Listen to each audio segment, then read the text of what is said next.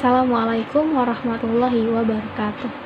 Yang saya hormati Bapak Latif Hakim selaku dosen simulasi bisnis. Saya sebagai perwakilan dari kelompok 2 akan membuka presentasi kali ini untuk memenuhi tugas besar 1 simulasi bisnis yang bertemakan business plan. Sebelumnya, kami akan memperkenalkan diri kami masing-masing. Dimulai dari saya Raras Ayu Pradita. Saya Haris Dityo Prabowo. Saya Aji Pramana. Nama saya Lisa Hartika. Saya Lara Febian. Tugas besar 1 simulasi bisnis yaitu membuat rencana bisnis atau business plan dengan budget 10 miliar rupiah. Dari budget tersebut, kami kelompok 2 memilih untuk membangun bisnis di bidang properti. Bisnis properti adalah suatu kegiatan usaha atau bisnis yang dilakukan perorangan ataupun perusahaan yang bergerak di bidang kepemilikan properti yang dapat dijadikan sebuah aset, baik berupa tanah, bangunan, serta segala sarana dan prasarana yang terdapat di dalamnya sebagai satu kesatuan. Tentu saja, hal ini dapat memberikan keuntungan secara jangka panjang bagi yang terjun dan menekuninya. Ada banyak sekali produk bisnis properti yang bisa dijumpai. Beberapa yang saat ini populer di Indonesia tentu saja adalah jenis properti untuk tempat tinggal atau residensial, seperti rumah atau perumahan, rumah susun atau apartemen, bangunan atau gedung untuk mahasiswa atau pelajar dalam menempuh suatu pendidikan, hingga villa. Selain produk properti untuk tempat tinggal atau hunian, juga terdapat beberapa produk properti yang lain. Produk properti tersebut dapat dilihat dari tujuannya. Di antaranya, properti untuk komersial, properti untuk industri, dan properti untuk tujuan khusus. Yang dalam properti komersial seperti toko retail, pusat perbelanjaan, gedung perkantoran, hotel, ruko atau rukan, dan lainnya. Contoh dari properti industri seperti gudang, pabrik atau manufaktur sebagai tempat produksi maupun perakitan, hingga kawasan industri. Dan contoh properti untuk tujuan khusus seperti bandara, terminal bis, lapangan golf, sekolah, tempat ibadah, dan lainnya. Tempat tinggal atau rumah adalah kebutuhan primer bagi manusia dan harus dipenuhi untuk hidup. Dengan semakin bertambahnya jumlah penduduk, kebutuhan akan tempat tinggal pun semakin meningkat. Dan itulah alasan kelompok kami merencanakan bisnis di bidang properti. Bisnis properti yang kami buat yaitu perumahan bentuk residence. Residence adalah perumahan dengan sebuah konsep atau rancangan desain kelompok bangunan yang mengusung tipe rumah sama, serta memiliki ukuran yang sama. Perumahan residence memiliki letak yang berdampingan antara satu rumah dengan rumah lainnya dalam beberapa blok dan berada di suburban, yakni terletak di pinggiran kota.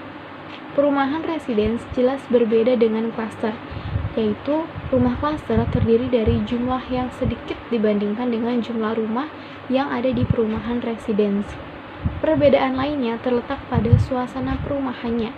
Perumahan klaster merujuk pada rumah dengan model terbuka tanpa ada pagar yang mengelilinginya. Sementara itu, perumahan residence berada di pinggir kota yang memiliki lingkungan asri dan bebas dari polusi. Perumahan residence pun lebih sederhana jika dibandingkan dengan perumahan klaster. Harga perumahan residence sendiri relatif cukup murah dan tersedia dalam berbagai variasi harga. Hal tersebut dipengaruhi oleh fasilitas dan bahan baku yang digunakan untuk membangun rumah residence yang umumnya lebih murah.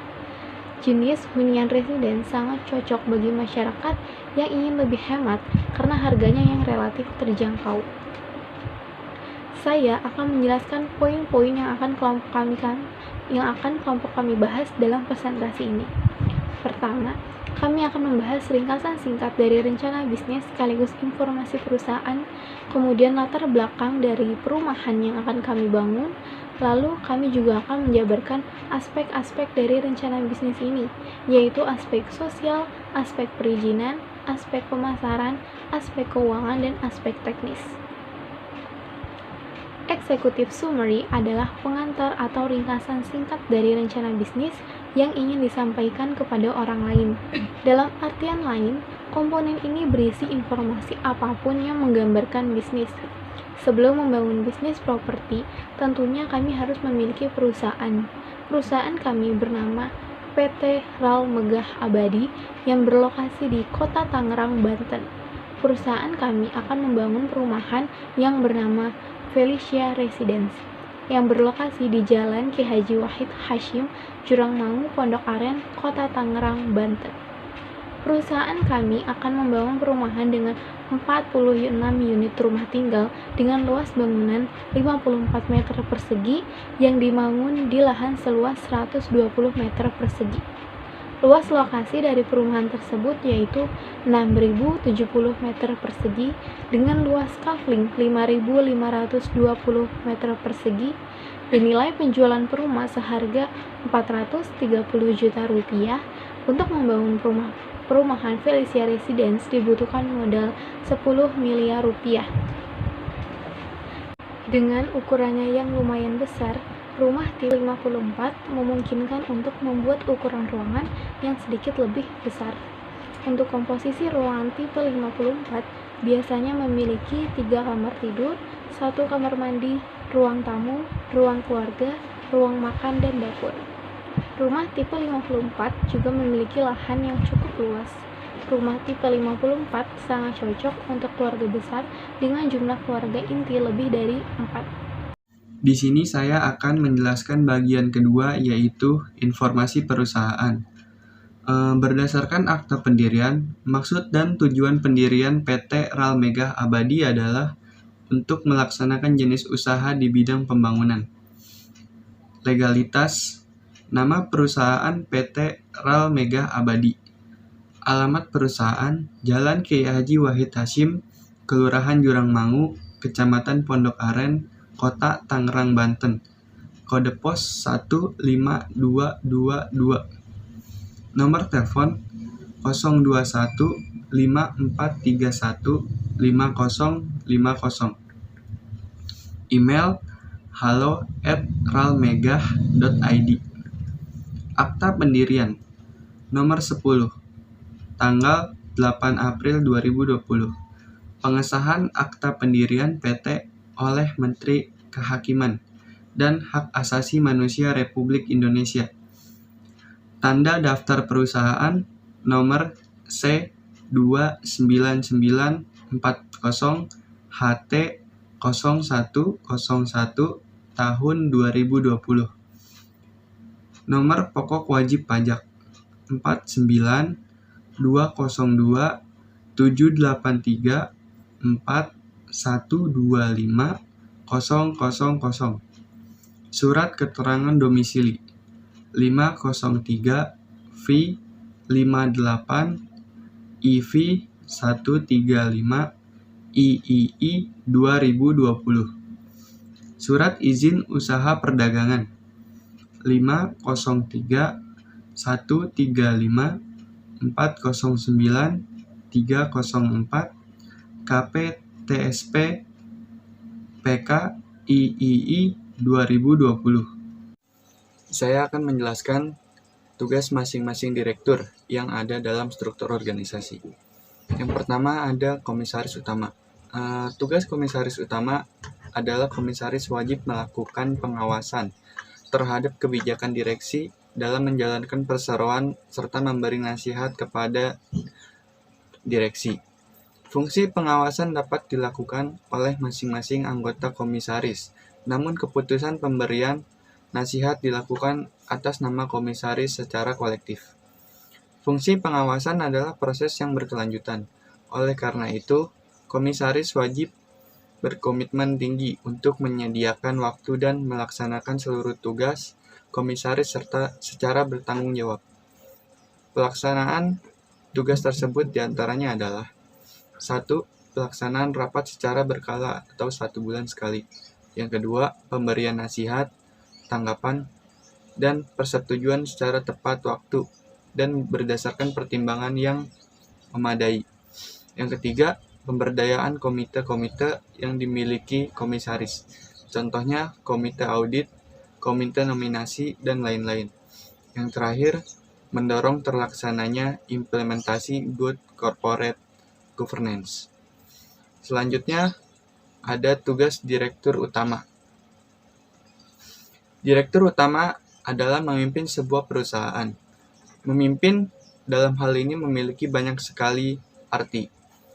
Seorang direktur utama harus membuat serta menerbitkan beragam kebijakan perusahaan sekaligus mengawasi jalannya kebijakan tersebut. Ia juga memeriksa anggaran tahunan perusahaan sebelum dilaporkan kepada pemegang saham. Secara khusus, tugas direktur utama adalah sebagai berikut. Yang pertama, menyusun strategi untuk mengarahkan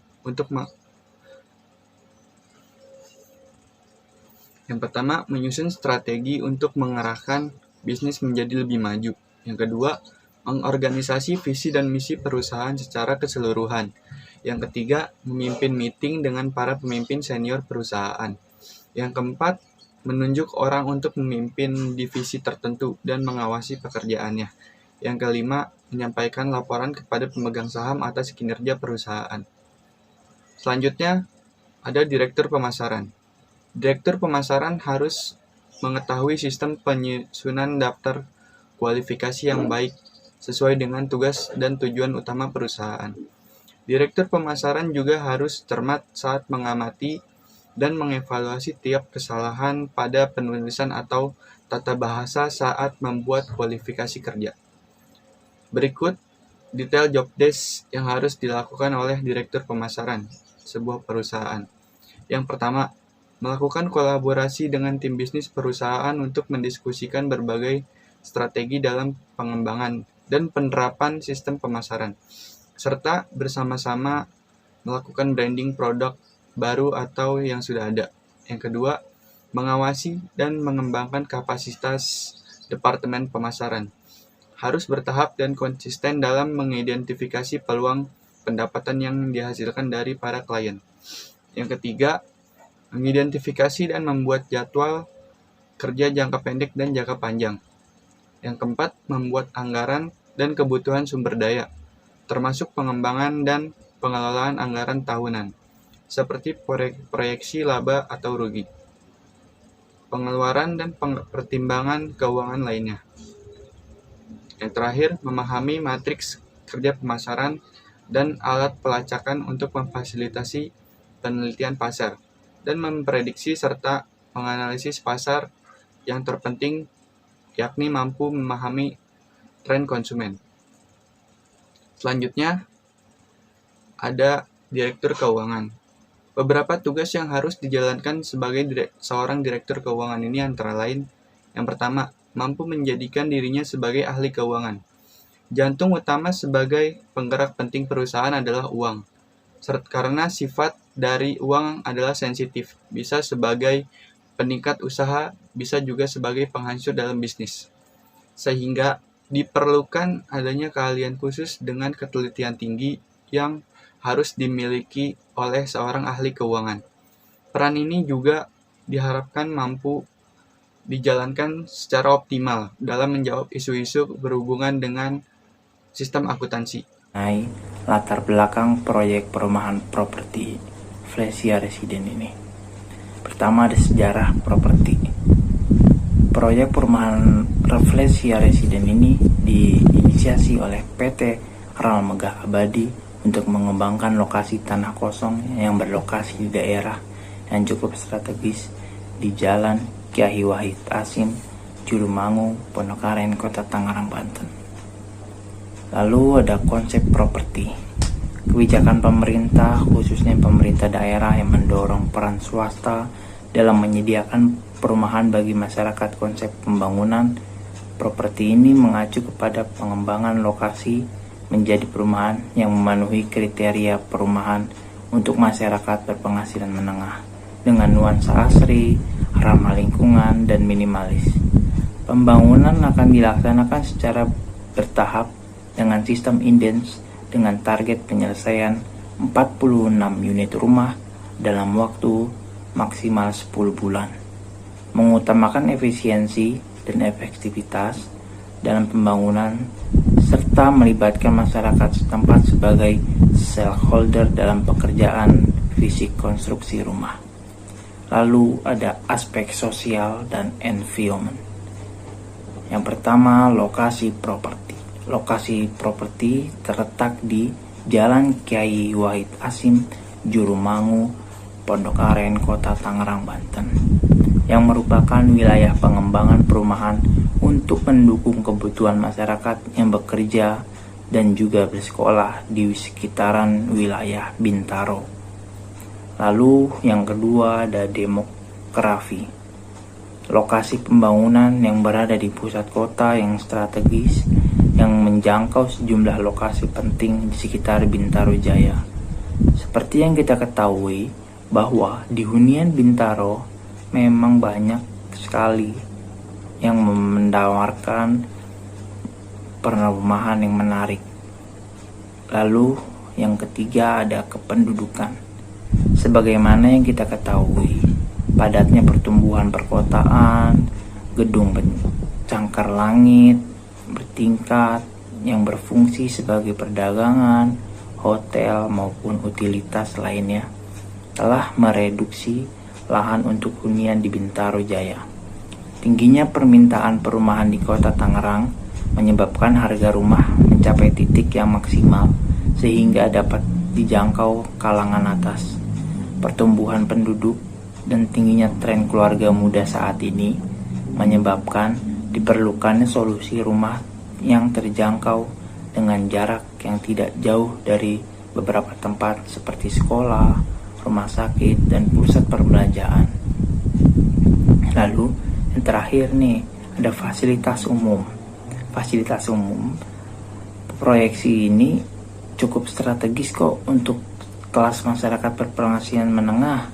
Lokasi properti ini dekat sekali dengan sejumlah fasilitas publik lainnya, yaitu pasar tradisional, ada bank, lalu restoran, pusat pembelanjaan. Kalau misalnya sakit, kita ada rumah sakit, ada sarana pendidikan, dan angkutan umum. Lalu di perumahan Flesia Residen ini menyediakan fasilitas umum seperti masjid yang berjarak 100 meter, taman bermain yang berjarak 100 meter.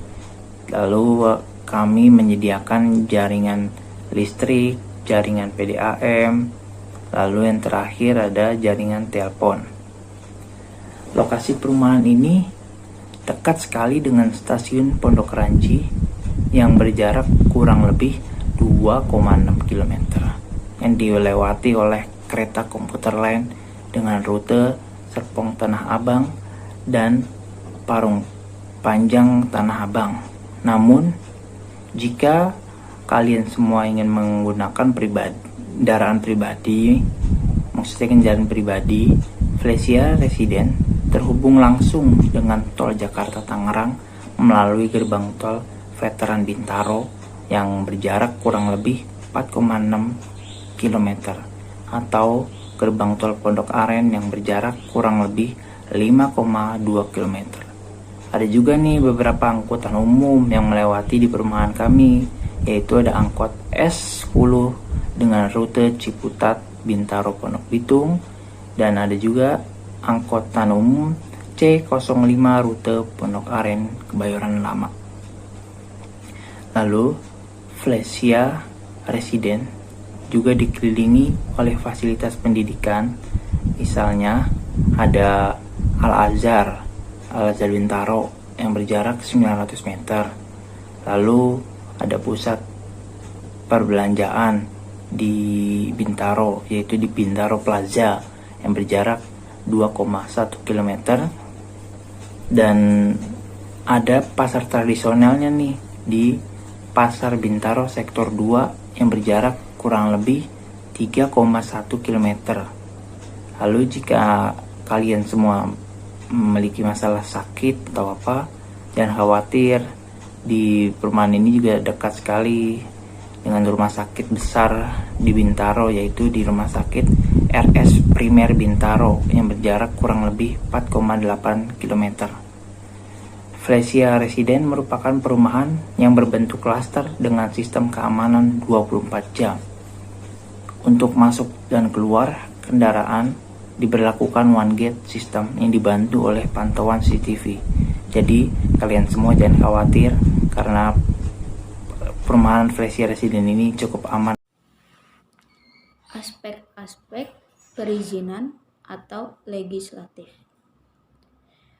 Pekerjaan penyelesaian properti Flexi Residen diharapkan dapat terlaksana sesuai time schedule yang direncanakan, sehingga aspek legislatif menjadi sangat penting dan perlu dipastikan terpenuhi sesuai peraturan yang berlaku untuk mengantisipasi adanya potensi masalah hukum. Yang pertama itu ada perizinan proyek, yaitu izin LPPT, SIUP, TAUSIUP, site plan, SKDP, Kepkum dan HAM, TDP, NPWP, bukti penguasaan lahan, IMB Induk, rekomendasi PLN, rekomendasi PDAM, keterangan bebas banjir. Yang kedua itu ada rekomendasi dari pihak yang terkait. Dibagi menjadi dua, yaitu rekomendasi dari asosiasi dan LPJKN. Yang kedua itu ada persetujuan dan dukungan perangkat kecamatan dan kelurahan. Aspek pemasaran dibagi menjadi 3 bagian, yaitu yang pertama ada potensi atau segmentasi pasar, yang kedua itu ada marketing strategi, yang ketiga itu ada project utility. Nah, yang potensi atau segmentasi pasar itu adalah kebutuhan akan perumahan yang representatif menjadi hal yang sangat urgent bagi setiap masyarakat atau keluarga. Dan lokasi properti Flexi Residen diharapkan dapat memenuhi kebutuhan masyarakat kelas menengah. Nah, yang kedua itu ada marketing strategi. Marketing strategi adalah strategi pemasaran yang akan digunakan dengan mengaplikasikan strategi marketing mix, yakni dengan memanfaatkan media promosi secara intensif. Media promosi antara lain dengan menggunakan brosur, pemasangan spanduk, dan pemasangan billboard. Hal yang dapat dilakukan untuk mempercepat penjualan properti Flexi Residen ini adalah menemukan target market yang memiliki pendapatan tetap dan tidak terganggu akan situasi dan kondisi perekonomian Indonesia. Yang ketiga itu ada project utility. Berdasarkan strategi pemasaran dan data yang diperoleh, maka pemanfaatan lahan untuk pembangunan rumah dapat lebih optimal dalam periode waktu 1 tahun. Utilitas atau jaringan yang ada di sekitar lokasi antara lain jaringan listrik PLN, Telkom,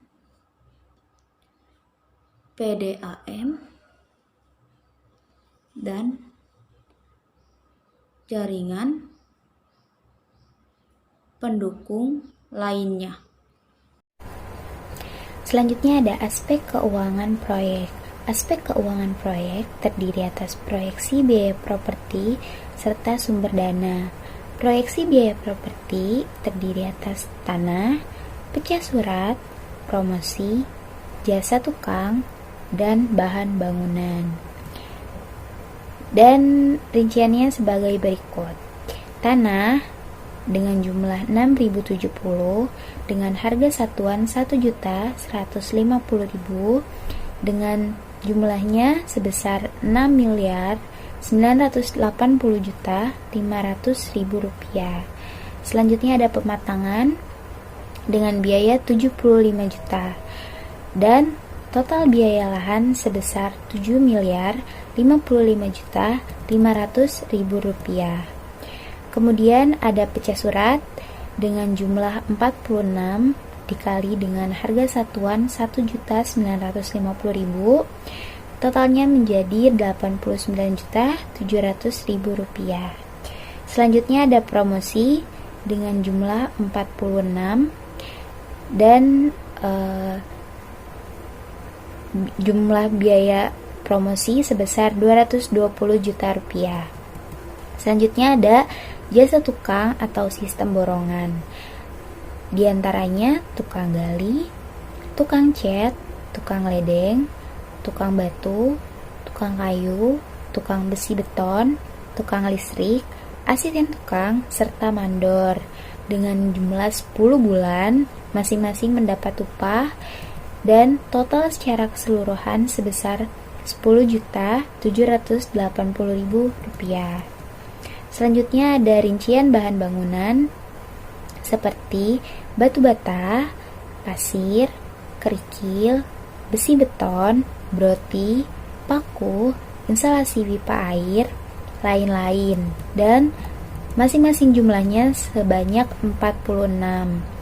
Totalnya sebanyak 1.826.200.000 rupiah. Total secara keseluruhan dari mulai tanah sampai bahan bangunan sebesar 9.202.180.000 rupiah. Kemudian selanjutnya ada sumber dana. Pembiayaan awal yang digunakan untuk perizinan dan modal kerja sarana, prasarana, konstruksi, serta biaya overhead diperoleh dengan modal sendiri sebesar 10 miliar rupiah. Selanjutnya ada aspek teknis. Aspek teknis terdiri dari tahap persiapan dan tahap konstruksi.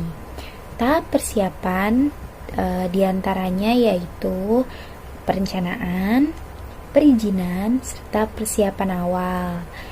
Dan dijelaskan dalam timetable pelaksanaan proyek, yaitu dengan perizinan, penguasaan lahan, pekerjaan persiapan lokasi, pekerjaan prasarana, pekerjaan bangunan rumah dan sarana, pekerjaan persiapan, pekerjaan tanah, pekerjaan pondasi, pekerjaan struktur, pekerjaan dinding, pekerjaan kusen pintu dan jendela, pekerjaan lantai, pekerjaan atap, pekerjaan plafon, pekerjaan kunci dan pegantung, pekerjaan sanitair, pekerjaan listrik, pekerjaan finishing, Dan di marketingnya ada booking atau down payment, serta penjualan. Di bagian akad pembiayaan ada pengembalian pinjaman serta operasional, yang masing-masing ada timetable atau waktu pelaksanaannya sesuai dengan yang direncanakan. Selanjutnya ada tahap konstruksi. Pembangunan rumah beserta sarana dan prasarana akan membutuhkan waktu selama 6 bulan dan material yang digunakan sesuai dengan jenis pekerjaan dan spesifikasi rumah. Contohnya jenis pekerjaannya adalah pondasi, spesifikasi rumahnya adalah batu kali. Kemudian jenis pekerjaannya dinding, spesifikasi rumahnya ada batu bata, diplester, dan diaci. Jenis pekerjaannya lantai, spesifikasi rumahnya keramik. Jenis pekerjaannya rangka atap, spesifikasi rumahnya baja ringan. Jenis pekerjaan penutup atap, spesifikasi rumah metalik. Jenis pekerjaan plafon, spesifikasi rumah gipsum. Jenis pekerjaan listrik, spesifikasi rumah 1300 watt. Jenis pekerjaannya pintu, spesifikasi rumahnya SK. Jenis pekerjaannya kusen, spesifikasi rumahnya SK. Jenis pekerjaannya bak mandi, spesifikasi rumahnya fiberglass. Jenis pekerjaannya air, spesifikasi rumahnya sumur bor. Jenis pekerjaannya jendela, dan spesifikasi rumahnya setara kayu born dan kaca. Mungkin itu saja yang disampaikan terkait aspek keuangan proyek serta aspek teknisnya. Cukup sekian dan terima kasih.